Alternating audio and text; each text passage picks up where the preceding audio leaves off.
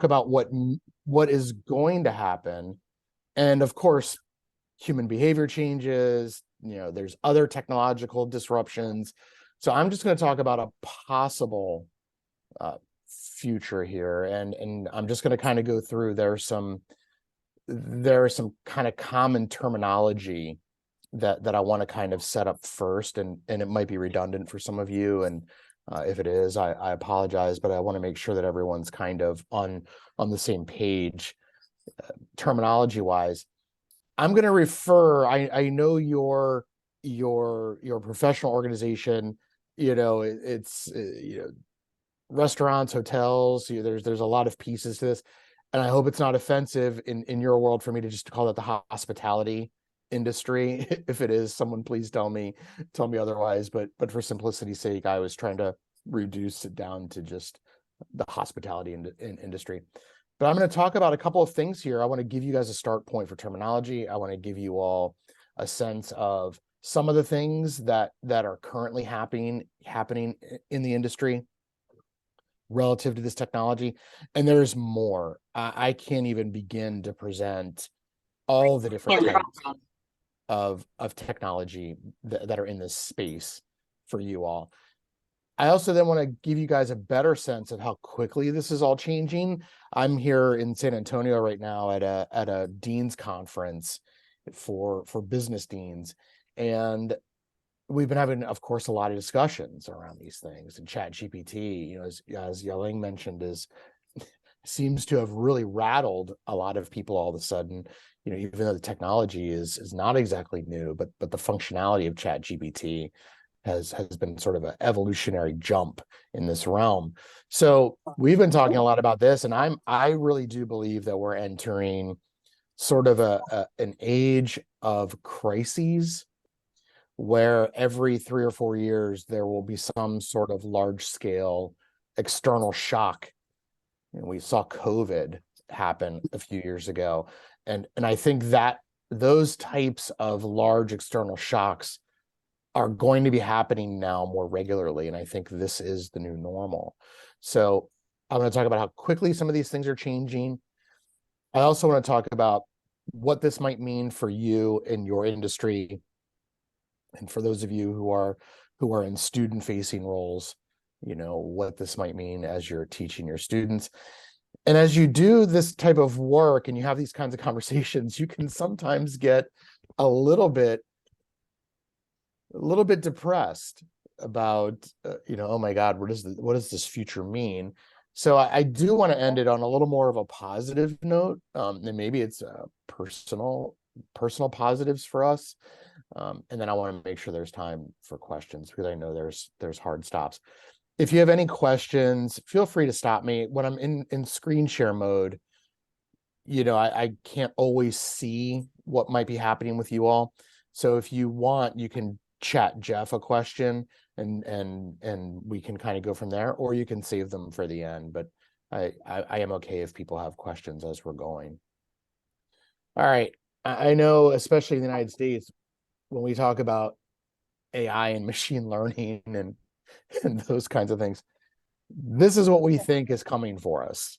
This is what we think this future all leads to, or we think it's, as the machines get more technologically advanced, this is going to happen to us. But maybe it's this. Maybe this is the end of days for us, as a happy, smiling robot with a vacuum cleaner behind it, in a hotel lobby, greeting us. Maybe this is what'll be the end of days, for us. In reality, I'm convinced that if the machines come for us, it's going to be something like this. I'm going to be in my hotel room here at the Marriott at the River Center in San Antonio, and I'm going to order something, and I'm going to order a juice or a drink, and a little delivery system is going to come, and instead of shooting a drink at me, it's going to hit me with something else. Or the robot that's cleaning the hallways will somehow trip me up and I'll whack my head. Or the sous chef, the sous chef robot in the back end there in the kitchen will poison me, I'm not sure it's going to be the Terminator coming after us as much as it's probably going to be one of these micro kinds of machines. And so I think that's more of the future than anything. When we talk about these technologies, though, there's a lot of confusion, I think, as to what these are. I'm going to talk really about 4 different types of technologies that can combine and be pulled together into what's called singular technology. So the singular technology happens when a robot, some type of bot, is equipped with machine learning capabilities that is also connected to other machines, right? So instead of discrete technology, kind of one-off, so a Roomba would just be a one-off type technology, but a singular technology is when it's all combined and the entire machine now is connected, and that's when we talk about something becoming self-aware. So we're all pretty much familiar with automation. Most of us have grown up, in times where some type of automation was occurring, whether it was automating a manufacturing line in a car manufacturer, or whether it was some type of robotics. Often we saw a lot of the automation happening in the manufacturing sectors. Automation is the most mature form of what we call the 4th industrial revolution technologies. It is by and large right now the most cost-effective type of 4th industrial revolution technology. So we're talking about technologies that in some cases have been around 60 years at this point. And we're now into a point with automation where we're talking about nanotech, right? So nanotechnology, nanobots, really, really small things. And if you're a fan of sci-fi movies, I'm sure you can think of lots of examples of having small robots operating. So automation happens, of course, when highly repetitive tasks that require little independent thinking or autonomy that a human used to do are replaced by a machine. That's why automation happens. And in fact, this idea of common everyday tasks that don't require a ton of autonomous, independent type thinking, that's what AI and machine learning and these other technologies are now starting to displace. So as I've been talking to faculty, for example, about ChatGPT, one of the things I've increasingly been saying is, if the type of work we do in higher education is so easily automated, then we deserve to be automated, right? Like, what value are we adding if a bot can replace it? AI happens when you have a machine that has been coded, so into its coding system by a human creates the code that allows the machine to respond in ways that are consistent with how a human responds. So ChatGPT is a prime example of an artificial intelligence machine. The key point, the key differentiator between AI and machine learning is that in machine learning, you no longer need the human coding intervention. The machine can change its own code as it learns, as it experiences new things. And then we have the Internet of Things that occurs when devices start connecting. So those are the differences between those 4 technologies.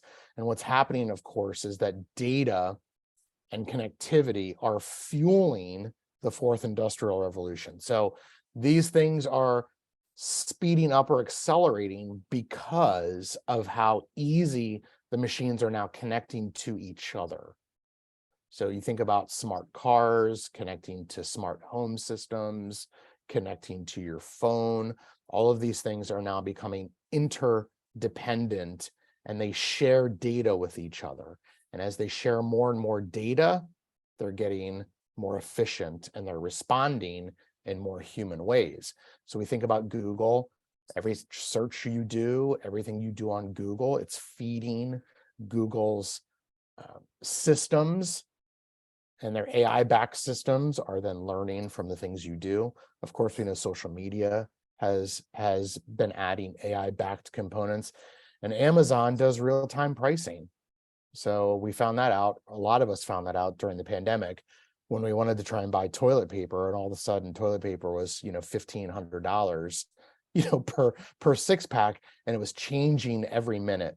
So Amazon is using AI algorithms to adjust in real-time pricing. Airline industry does the same thing. You can be searching for flights, and all of a sudden when you return back to the website, all of a sudden the prices are changing because they're assessing supply and demand in real time. Millions and millions of machines worldwide are connecting every single day. So the Internet of Things is actually growing faster right now than any of these other technologies because more smart devices are connecting more rapidly. And I mentioned singular technology occurs when you're having multiple types of these technologies linking up together. So you have an entire machine now responding without human intervention in ways that a human would. So I hope that makes sense. If you have any questions about it, let me know. Current state right now is automation's highly refined and getting cheaper. And segments of the hospitality industry, you all have already seen this. So in retail, for example, in some parts of the world, and in fact, now in some parts of the United States, there are actually stores that have very, very few employees where checkout is kiosk-based. Kiosk is just an automated form of a checkout person. We talk about banks and we go to the ATM, an automated teller machine, right? So we're very familiar in some parts of retail because automation has been around. Fast food's been a real interesting entrant into the mass automation market. They've obviously in fast food been using kiosks for ordering and checking out. But the food production side of things, by and large, has remained done by humans, and that's starting to change. There are restaurants in parts of Asia. So if you're in China, if you're in Malaysia, Singapore, it is not a rare occurrence anymore to find examples of food production in a cafeteria style that has been totally automated, the food production. And in fact, there are some restaurants in China at this point that have utterly automated everything from cleanup to service to paying to food production. You can, in fact, find restaurants where no humans work. There are other parts of Asia where you can go into pharmacies and there are no humans working at the pharmacies. So automation, highly refined. It's actually the cheapest of the fourth industrial revolution technologies. And the pandemic really accelerated adoption. Now, at this point, it's probably really helpful to also point out that there are cultural components of how receptive customers are to engaging with this technology. In the United States, we tend to be more averse to interacting with this type of technology. And maybe it's because we've all seen the Terminator or the Minority Report or the Matrix movies, and we are too worried about the machines taking over. But in other parts of the world, interacting with this type of technology is seen as being kind of cool. And if you watched any of the Tokyo Summer Olympics, during the basketball portions of those competitions, they actually had a huge robot that was shooting half-court baskets. And again, in Japan, interacting with this type of technology is seen as being very cool. So there are cultural differences that influence the adoption of the technology. In the United States, the pandemic, because of the labor shortages that corresponded with the pandemic, a lot of fast food and retail stores, retail shops, actually started to implement this type of automated technology in different parts of their business that they had never done before, but they had to do it because if they didn't, they couldn't find employees to do the work. So the pandemic is an interesting example of how technology adoption from a cultural perspective was changed because of a crisis. Right now, artificial intelligence, and as we saw, ChatGPT was really an evolutionary jump. OpenAI, the company behind it, has done something very smart, in my opinion.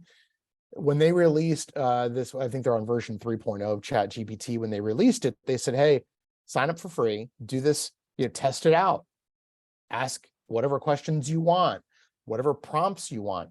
And they are actually now doing a live billion-plus person experiment on all of us. And we are now voluntarily feeding OpenAI more data. So if we thought version 3.0 of ChatGPT was an evolutionary jump in the technology, and it was, now we've got billions of people worldwide entering prompts into ChatGPT and giving it better information. So the next version of ChatGPT is probably going to be even better, and probably pieces of machine learning will start to kick in on OpenAI. And by the way, one of the largest funders of OpenAI is Microsoft. Microsoft wants to install this type of AI tech into its entire Microsoft suite. So Word and PowerPoint and Excel, in probably the near future, will start having better AI algorithms operating behind it. We're already used to it in some ways, because as you're typing in certain Microsoft applications, sentences will get completed for you, spell check, those kinds of things. Those are AI bots as well. So AI right now is good, but it's not totally great. We're used to Siri, we're used to chat bots. What's happening now actually is sort of the next frontier, and again, the pandemic really helped with this, are virtual, or what are called holobots. We're on a Zoom right now. The technology exists already to have an AI bot appear in a virtual form on a screen. And this technology is already highly refined, but companies are a little reluctant to deploy it. We're used to going into onto a web page and seeing a little chat box jump up in the corner.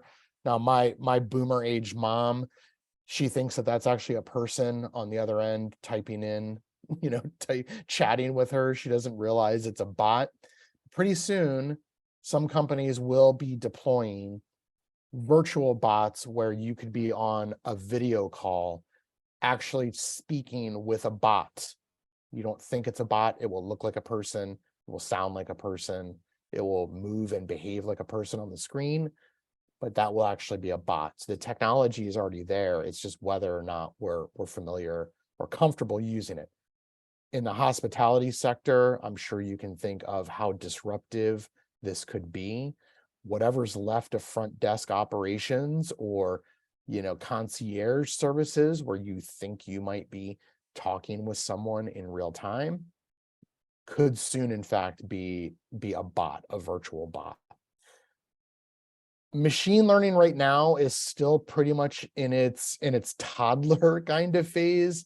If you were to put an age on, an average age on a machine learning apparatus, you'd say it was probably in 3rd grade. So machine learning applications can sort of write and behave like a 3rd grader would. But what's interesting is because it's the newest of these technologies, it's the one that is changing the most rapidly, right? There's more room for it to change because it's so new. Whereas artificial intelligence, and I'll talk in a couple of minutes here about how quickly the life cycle is accelerating for these techs before new versions come out. AI is sort of a late teenager right now, and automation is like a full-grown functioning adult. Right now, what's happening with IoT is bandwidth, connectivity is the limiting factor. And for those of us who live, in more populated cities or towns, we are very, very used to having very good broadband accessibility for our devices. If you were to actually look at a map of the United States to look at broadband capability, you would find that some parts, in fact, most parts of the US outside of cities, broadband connectivity is actually very, very bad. And so this is a limiting factor. And when you start talking about accessibility into underrepresented communities, into developing countries, all of this technology is not as easily deployed in places where you do not have internet connectivity. So we need to really think about what that means, not just from a business or an industry perspective, but even from a societal perspective about access. So how do hospitality professionals currently use this technology? And it's going to vary company by company. I've had conversations with executives at Wawa, which is a gas station convenience store chain that is rapidly expanding, but it's based in Pennsylvania, not too far from where Jeff and I work. They of course have been using automated technology for ordering and now checkout for years. They are now testing AI solutions in their coffee business to get fresh ground coffee on demand, how you like it, to then be poured into your cup, to be brewed into your cup. They're using AI technology to do that. So they're beta testing. They are not currently looking at their cooking functions because a lot of their cooking at Wawa is taking place in sight of the customers. I was talking with a CFO of a large hotel and hospitality conglomerate a couple weeks ago down in the Washington, D.C. area, where I asked him how much his business was investing in AI and bot technology. And he said, of course, bookings and reservations, check in, check out, using it to try to make the customer flow experience better. They'll use Roomba type vacuum cleaning bots. They'll use them in common areas and hallways. But what they have found is that their rooms, because a lot of rooms in hotels are not actually standard sized. They vary from room to room, or the furniture in the different rooms will vary, and it makes the functionality of the cleaning bot degrade pretty quickly. It bumps into stuff. It sucks in things that it shouldn't. It gets caught on things. He did, though, say that their biggest view right now of tech adoption was going to be happening in the kitchen, in that prep. So if you remember on one of my earlier slides, I showed that robot sous chef. Those types of technologies, large chains are actually looking into using. So it's not that the actual chefs will be displaced from work, but the food prep, the cutting of vegetables and other ingredients will be taken over by different bots.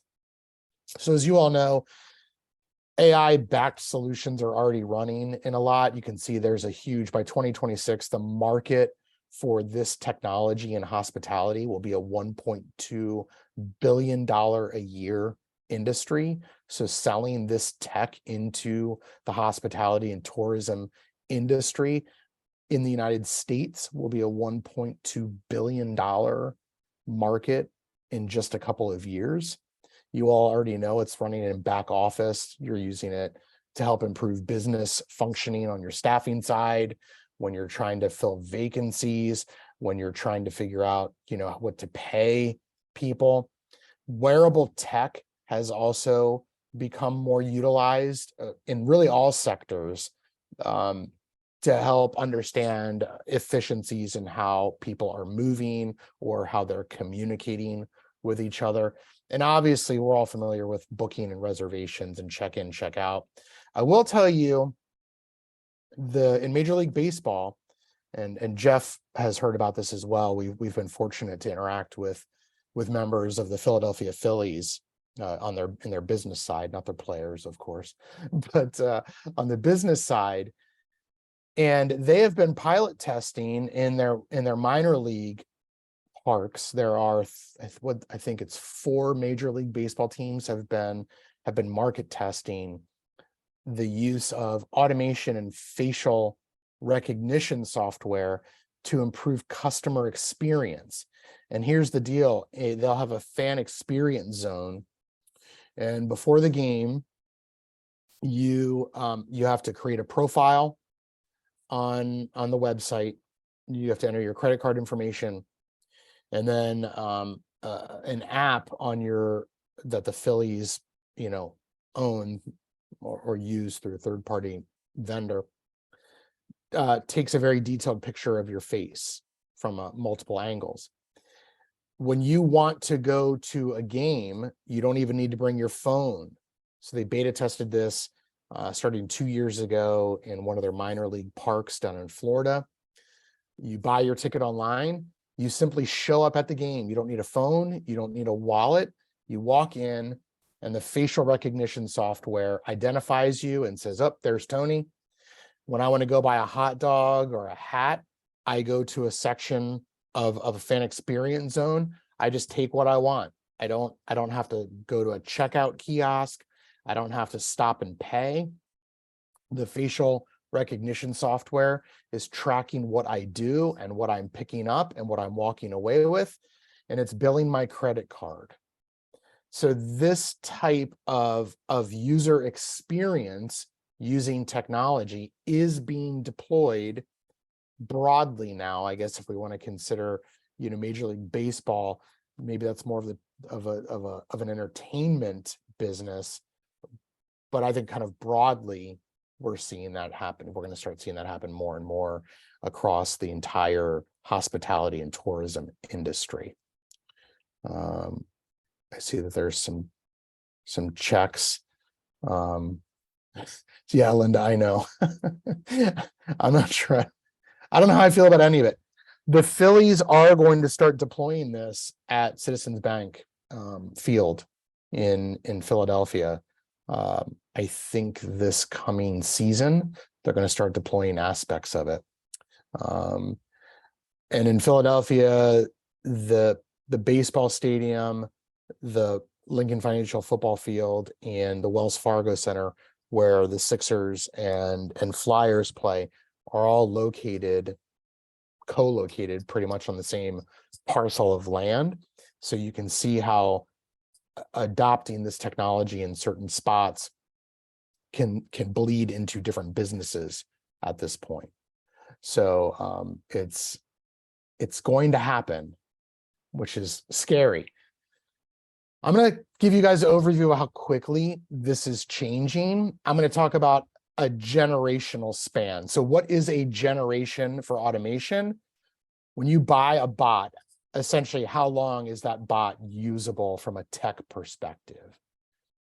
You're talking, for most robots, the life cycle of it, the usable life cycle of a robot, essentially, can be up to 15 years.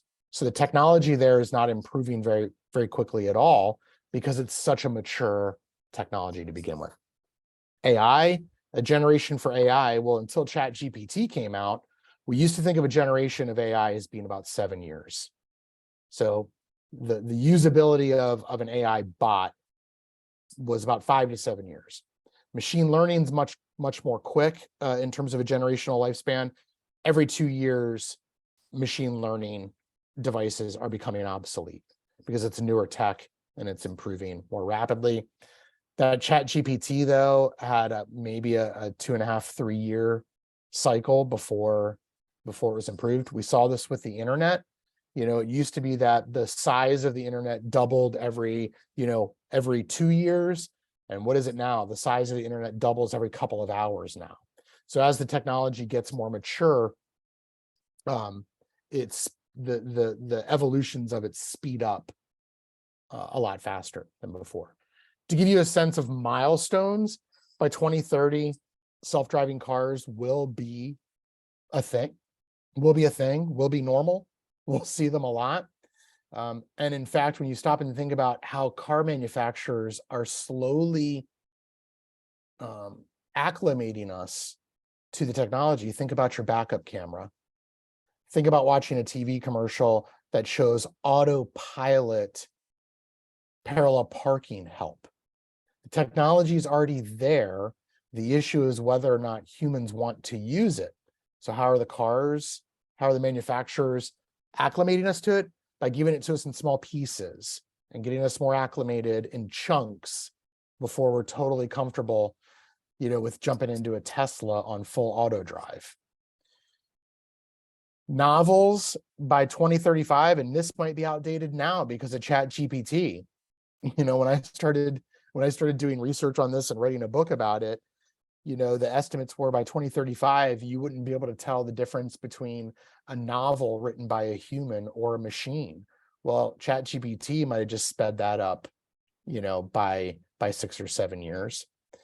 My brother is a physical therapist, and when I talk to him about these things, he's like, that's why I got into healthcare. In healthcare, it can't be replaced by technology. Well, maybe not right now, but by 2045, routine outpatient surgeries will be done by robots. I was driving through Philadelphia a couple weeks ago, and Temple University, their med school, had a billboard up, and they were advertising how they were actually experimenting with using robots in regular outpatient surgeries. So this is the future, the near future in some cases. So what is the probability that all human work will be displaced by technology? At the extreme end of probabilities, there are some that predict that in the next 100 years, there is a near certain 100% chance that all human activity could be replaced by a machine. I think that's aggressive, and I'll talk at the end here about maybe some hope that won't be the case. And I think it's really pertinent for people in the hospitality industry because I think there are some pieces there that you all will find interesting about this future. But I think what will happen is we will see a lot of displacement of jobs. Now, it will be uneven. It's not going to hit every industry at the same speed. In a business school, I've been paying a lot of attention to the accounting industry, where algorithms are displacing the need for auditors. Why would a firm need 100 auditors when 30 and 2 data scientists creating algorithms could essentially replace the work that those 100 used to do? So I don't think it's that every job will be displaced, but I think you're going to see certain job categories shrink.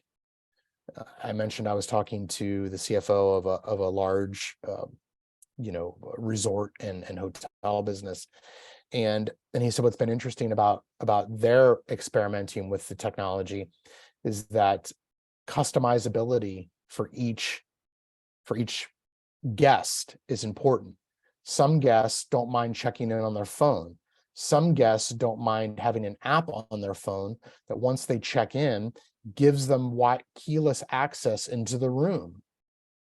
But some guests still want to go and get the card at a printing machine. And some guests still want to check in with a human. So instead of having 15 front desk workers, they might have 1 or 2 with what looks like an ATM that's going to spit out a card check-in for you. And then locks on doors now will be phone activated. So they have to have all 3. So adoption will occur unevenly. And I mentioned there will be differences across countries. Right now, the United States and China are the leaders in AI, in this 4th industrial revolution technology. Europe is lagging because Europe has been grappling with the moral and ethical implications of this technology while we have not. And developing countries are falling farther behind. So the adoption of the 4th industrial technology, fourth industrial revolution technologies will widen the gap between the wealthier, in a lot of cases, the wealthier global north and the poorer global south. We are seeing that those gaps widen. What you're also going to see is you're going to have multiple workforces now.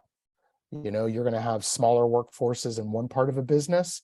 You'll have no human employees in another part of your business. And then you might have parts of your business where your human staffing levels don't change at all. So finer tuned staffing strategies are going to be needed. We saw COVID and the Great Resignation with all the movement happening. We saw those kind of external shocks actually accelerate companies adopting this technology. And what it means in practical terms is most organizations, most companies are going to have this kind of duality between operating very quickly with certain technology, but then operating very slowly with legacy aspects of the business. So I mentioned this hotel and hospitality chain. There's still going to be some front check-in people operating at a slower pace, but then their technology is going to speed up check-in processes for others. We like to talk about what skills are needed, and I hate calling some of these things soft skills, but that's the term. Critical thinking skills, people skills, and I'm going to get back to people skills in a minute. And I know we have about 15 minutes left here, so I'll be wrapping up soon. Interacting with people is actually going to become more important counterintuitively, and I'll explain it in a minute. But what we're finding is that critical thinking skills, customer relationship management skills, these are more durable skills. They last when they're trained, when they're developed. They last a long time. It's the hard skills, the tech skills that for generations we've been emphasizing, right? We need to teach more hard skills, analytic skills, all these things. Those things are now very temporary. So there's going to be an interesting shift that's going to happen in workforces and in education, where we're going to have to focus more on these softer, more durable skills because they last and they add more value, as opposed to these hard skills that are going to be coming and going very, very quickly because technology is going to displace them. I think one of the most interesting paradoxes of the fourth industrial revolution is that as more technology rolls out, the bigger need we feel as humans to be human. I think the thing that we all missed most, and what we're struggling with now that we're back in person during the pandemic, was the lack of being around each other. And in some cases, we forgot to know how to behave in front of each other, right? And so, but we need that. We've learned that culture, belonging matters. And I think what you're going to see, my guess, is that as technology displaces, especially in the hospitality industry, as it displaces certain types of jobs or certain types of work, what's going to happen is that people are going to pay for the human experience. That we will pay a premium to go to a restaurant where we are served by humans, where we have our meals cooked by humans, where the experience is a very human experience. If we just want to go for fast food or cafeteria style, we'll go to different places for that will have almost everything automated. So I think there's going to be a very high-end retail and hospitality experience business that is going to rapidly grow as technology becomes more adopted. So I think we're going to see sort of a bifurcation in the hospitality industry. There is going to be kind of this fast convenience space, whether it's in lodging or tourism or, entertainment or food. But then there's going to be this other end of the business that we normally now associate with high end. And during the pandemic, we saw if you went to a mall, all of a sudden the high-end retail stores, they only 3 people can only go into the store now. Now they have a line outside. So now when you go in, when my wife wants a bag from, I don't know, name your high-end bag vendor, only 3 of you can go in at a time now. And the attention you receive is very, very intense, very, very focused attention, one-on-one attention. I do think as societies, we are going to have to grapple with, what happens when you have entire segments of your population that can no longer actually find work because technology has taken over so much. Even the most friendly estimates of how many jobs will be created by technology, because every time we've had an industrial revolution previously, the same thing has been said. It's going to wipe out all human jobs, but then new jobs get created and life goes on. Even the friendly estimates now are suggesting that more jobs will be displaced than created by the 4th Industrial Revolution. So what do you do with entire segments of a society that can no longer find work? I do think universal basic income is going to become more prevalent. You're seeing it happen more. You're seeing beta tests of it happening in a lot of Scandinavian countries. While people from Alaska don't like to think of their oil sovereign fund as universal basic income, getting a $3,500 a year dividend to every citizen in the state is a form of universal basic income. So there are examples currently of UBI, but obviously there are cultural headwinds. The United States is probably not set up super well right now to deal with universal basic income, but in other parts of the world, you're seeing it. But here's the thing I get excited about. If you no longer had to think about where your where your monthly paycheck, weekly paycheck was going to come from, because you had universal basic income and you didn't have to work. Maybe you were a gig worker where you gig for 20 hours a week, but you have another 20 hours a week where you can just pursue your passions.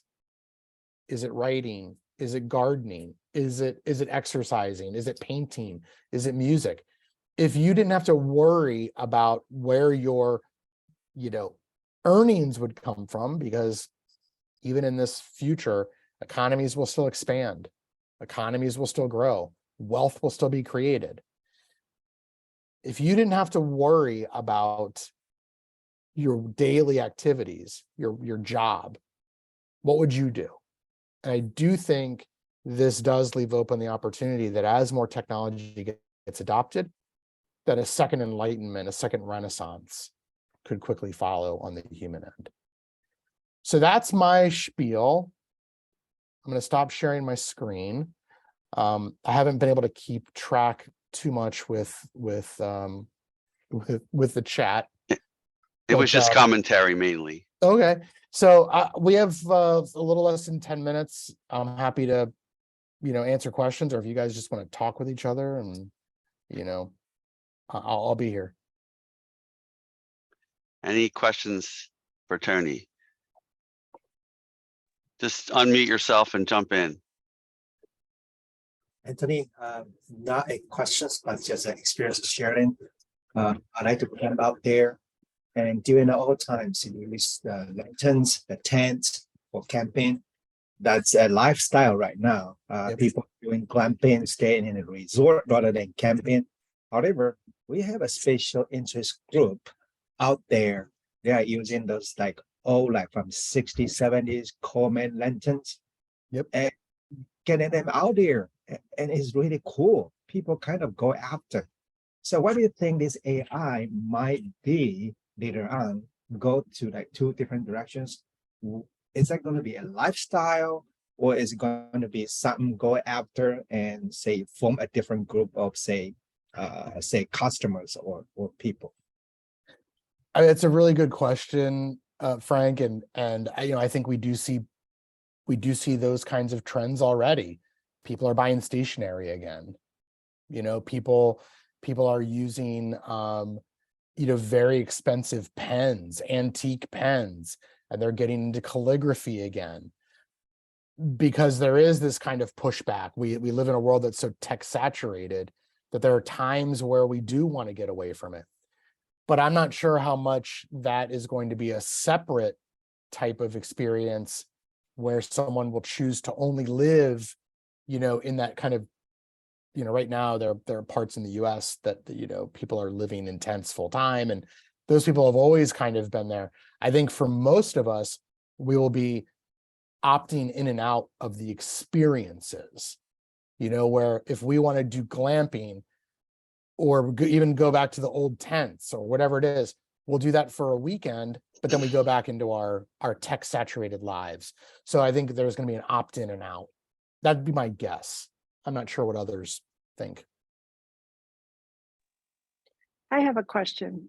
So as you think about the next 10, 15, 20 years, what's the implication for hospitality higher education in all this? Yes, and as an educator myself, we spend a lot of time thinking about this. What I think is going to happen, educationally speaking, is we're going to focus more and more and more on those durable soft skills, training and teaching those high touch interactions, because the technology is going to keep moving apace. It's going to keep going. And at this point, we can teach different types of hard skill technology things to our students, but they'll become obsolete in 2 years. We struggle at Widener in the School of Business, for example, trying to decide on which statistical platform we want to teach our students. Do we want them in R? Do we want them in SAS? Do we want them in Stata? We have all these different options. And in a couple of years, it won't matter anyway. Teaching the concepts behind what the machines are doing will become more important. So why are the machines, a regression analysis? Well, a machine's going to do it for you soon enough. But why do you run a regression? What do the data, how do you interpret the results? So I think teaching the concepts will become more and more and more important, because the interface you're using, whatever the platform is, will be obsolete in a couple of years anyway. The other thing that's interesting from a kind of a user experience perspective, and like a general user experience perspective, think about if any of you if you're gamers, or if you know gamers, or if you have children who are gamers, they can pick up younger people can pick up a phone, an iPhone, and they know how to navigate it. They could pick up a Galaxy based phone and they know how to navigate it. They could pick up a Google phone and they know how to navigate it, because the interfaces are all very similar. They're all very intuitive. So, back to my use of Stata or R or SAS, if someone knows that they need to run a regression and they need to understand why they're running a regression, the interfaces on those different statistics platforms are all going to be intuitive enough that you can run the regression in any of them, but you need to know why you're running it.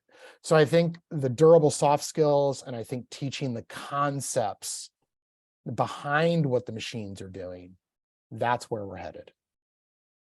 Tony, there's a question in the chat. I don't know if you can see it, by Miguel. Have I tried Yes. GPT chat? Yeah, go ahead. Thank you Miguel. very much. Excellent presentation. I'm very impressed. Excellent, fantastic. Thank you so much for your time as well. So as you mentioned, Microsoft, Google, even Baidu are all investing big in chatbot race. Have you tried GPT? Have you tried Lambda? Do you think one is better than the other? I've only been in Chat GPT, and we have a lot of faculty in the School of Business at Widener and across our campus that have been like hammering away on Chat GPT to find out how good it is. I actually, my take on Chat GPT right now is that if you were a college professor and you had students write a term paper, it would spit out like a B level paper. And some students might be really happy with a B, right? I don't think it's spitting out A level papers. I think right now, evolutionary, it's at like in a slightly above average kind of output. I think it's really easy to use. I think it's really interesting in that it actually, I don't want to say it's learning from you, but it's keeping track of your conversation with it. So when you go back into it, you can just pick up where you left off.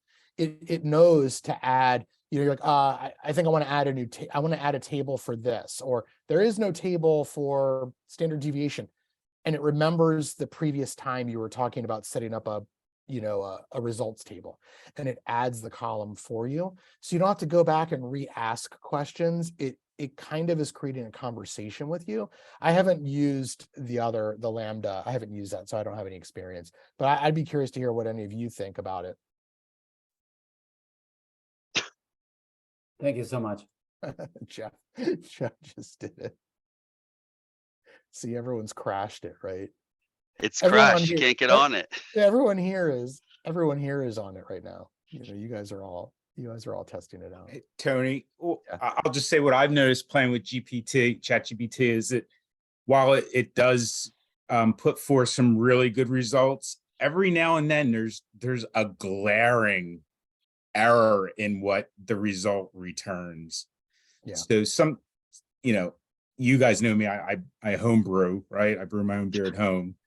So Yes, we do. I asked it for a basic recipe to make an IPA, and it sounded real good up to a point where it told me to put in like 15 ounces of hops, which would make that totally undrinkable, even to the biggest hop head out there. So it's really good up to a point, but if it also gets to where you can see something that's really outlandish. So, but it's going to learn from that too, right? It's going to learn from me saying, really 15 ounces? And they'll say, oh no, I meant 1.5. And then you're like, oh yeah. Yeah, we've been talking a lot about, if you're a faculty member, a response you get from ChatGPT or another bot, you can't fight these things. And look, if you're going to set up a bunch of control systems to try to stop your students from using any of these technologies, all you're actually doing is incentivizing them to figure out ways around your control system, right? So my advice is always to try to work with it. So if you're a faculty member and you want your students to write an essay or a long form response, have them enter it first in ChatGPT and then ask them to turn in a Word document that shows the track changes that they made to make it a better paper, because then they have to actually kind of learn why the ChatGPT output isn't the best. So I think there are all kinds of ways to work with the technology. And as I said earlier, if all we're good at is doing, giving students assessments on, using multiple choice true false tests or things that can so easily be automated, then is it a good assignment to begin with? If it's that easily automated, what does that say about the value of the actual exercise you've done? So I think we need to think about how to work with the technology and not against it, because otherwise all we're doing is we're making the argument that we are obsolete, right? If we don't learn how to work with this and how to adapt and just say, well, I'm going to make it so my students can't open a web browser or they can't do this. Well, when it gets embedded into Microsoft Word, what can you do anyway? When it gets embedded into Google Docs, how are you going to shut that down? Right. So I think we have to figure out ways to work with it. I think we're going to have to end it there, since I know some of us on this call have to go to the next ICHRIE, which is ironically about ChatGPT conversation. It starts at 10. So if we can just give Tony a round of applause, whether it's virtually or if you have your camera on. Tony, we appreciate your time. We know you're busy. You're at a conference. So we thank you for your presentation. It was excellent. Thank you. And you all know Jeff can get you my email address. Jeff can share it with you. So I'm always happy to answer questions or help in any way I can. Thank you all for hosting me. I really appreciate it. Thank you, everyone. Thanks for coming. Have a great day. Great weekend. Bye, guys. Take care. Bye.